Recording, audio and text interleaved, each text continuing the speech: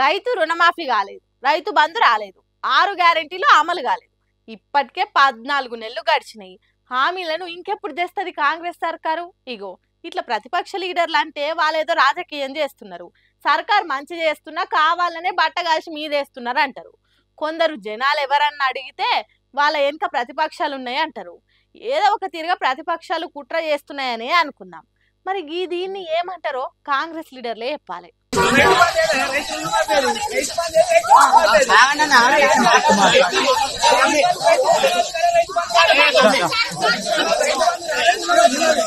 ఇన్నరా రైతు రుణమాఫీ ఏది, రైతు బంద్ ఏది, ఎవ్వి ఎక్కడ పోయినాయి? నాకు రైతు రుణమాఫీ రాలే, రైతు బంధు రాలే అని కాంగ్రెస్ పార్టీ మీటింగ్కు పోయినా కాంగ్రెస్ పార్టీ రైతన్నే అడుగుతున్నాడు. దీనికి ఎమ్మెల్యే మేడిపల్లి సత్యం నీళ్లు మింగే కథ అయింది. అరే గింత మందులు అడిగితే నేను ఏం సమాధానం చెప్పాలి అన్నట్టు దానిలాడుతున్నాడు. మరి ఎందుకు పోయిండో ఏం మీటింగ్ పెట్టిండో తెలియదు గాని ఎమ్మెల్యే సాబ్ కరీంనగర్ జిల్లా గంగాధర మండలం గర్షకుర్తి అనే ఊర్లే పబ్లిక్ ను జమగూర్చి ఏం చెప్తా అనుకున్నాడో ఏమో. కాంగ్రెస్ పార్టీ కండువా మెడలేసుకున్నోళ్ళు కూడా ఎమ్మెల్యే సాబ్ ను నిలదీసిండ్రు. ప్రశ్నల మీద ప్రశ్నలేసి ఉక్కిరి బిక్కిరి చేసినంత పని చేసిండ్రట.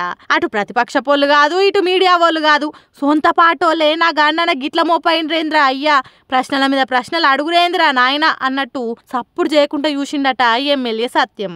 ఊర్లో ఉన్న సమస్యలన్నీ కట్టగట్టుకొని వచ్చి ఒకలు కాకుంటే ఇంకొకలు వరుస పెట్టి చెప్తానే ఉన్నారట. ఇట్లుంటే ఎవరికైనా ఓపిక తగ్గుతుంది.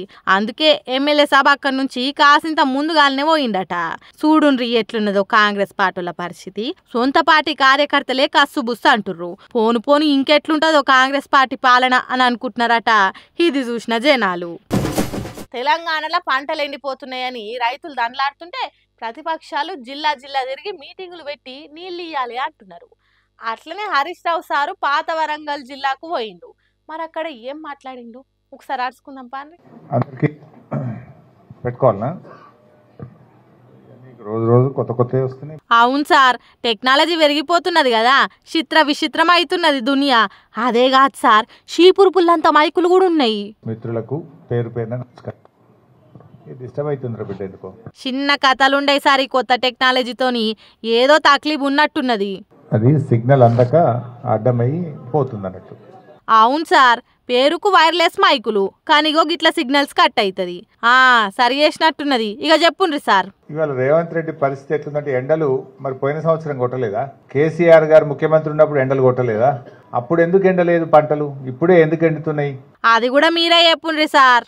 అంటే రేవంత్ రెడ్డి గారు పాలన చేతగాక ప్రకృతిపై నిందలు వేస్తున్నాడు, ప్రతిపక్షాల మీద నిందలు వేసి తప్పించుకోవాలనుకుంటున్నాడు. ఇది కాలం తెచ్చిన కరువు కాదు, రేవంత్ రెడ్డి తెచ్చిన కరువు. ఇది ఏంది సార్ ఒక్కసారి అంత మాట అన్నారు?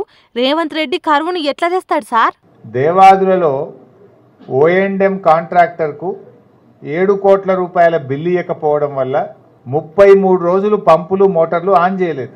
33 రోజులు ఒకవేళ పంపులు మోటార్లు ఆన్ చేసి మన రిజర్వాయర్లన్నీ నింపి పెట్టుకుంటే ఇవాళ ఈ కరువు వస్తుండేనా?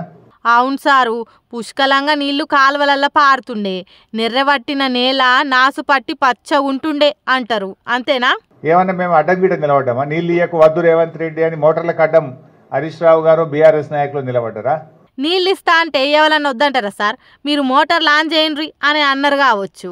అయినా సీఎం రేవంత్ రెడ్డి మా పాలన బాగానే ఉన్నది అన్నట్టు అన్నాడు కదా సార్. మొన్న ఎక్కడో రేవంత్ రెడ్డి నాదంతా 2020 మ్యాచ్ అన్నాడు. అవును, నీది 2020 మ్యాచే.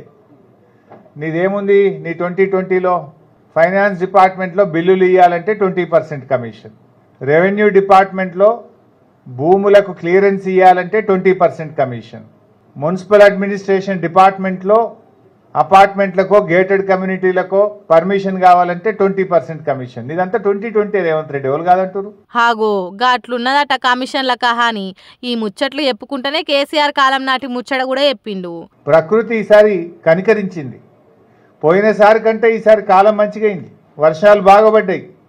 కృష్ణా నదిలో వేలాది టీఎంసీల నీళ్లు సముద్రంలో కలిసినాయి. గోదావరిలో వేలాది టీఎంసీల నీళ్లు సముద్రంలో కలిసినాయి. కేసీఆర్ ఉండగానేమో చుక్క చుక్కను ఒడిచిపెట్టిండు, రేవంత్ రెడ్డి ఏమో నీళ్లను వదిలిపెట్టిండు.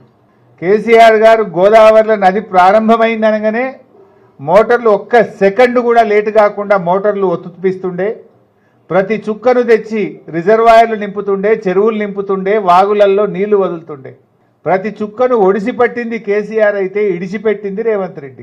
ఓ ఇట్లా కాంగ్రెస్ సర్కారు చేసిన పనులకు రైతులు ఏడవాల్సి వస్తున్నది అన్నట్టు చెప్పిండు.